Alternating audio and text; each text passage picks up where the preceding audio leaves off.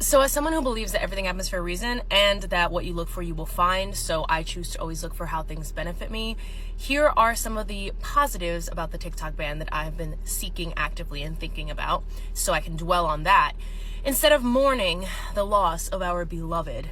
Because, okay.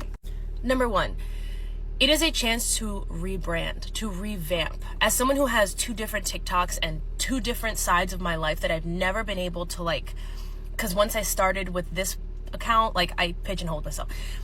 And now that I've had all this time to experiment with TikTok, as we all have, we have the chance to start from scratch and rebrand and create a new style and create a new voice. And it's do something new with what we already have, or start from scratch if you haven't been posting before, or if you're kind of still new to it. It's a chance to pivot and find a new version of how you can post and what you can do, and that's exciting. And two, it really is a lesson on detachment, because I know a lot of us are sad and upset because we're going to lose our followers. And I'm not talking about the people who are going to lose a lot of money because they use their businesses on TikTok.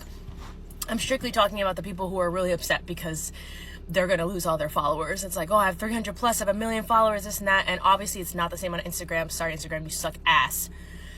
I get it. I just started growing on this platform and I'm nowhere near the same on Instagram. And I don't post on YouTube. And I'm oh my God. But it really is a lesson on detachment.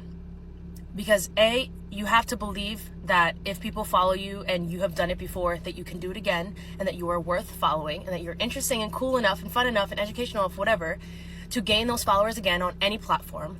And B, you cannot be attached to this thing and block yourself off from the possibility of that existing in a new way, in a different way.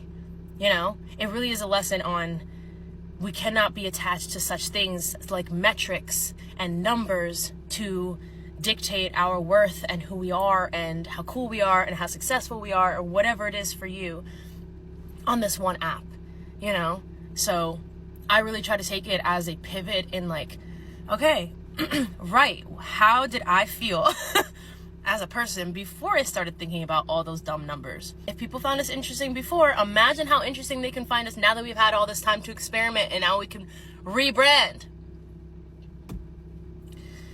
Of course, I don't want to lose TikTok. Who does? But instead of us sitting and focusing on just the negatives, let's see how we can pivot.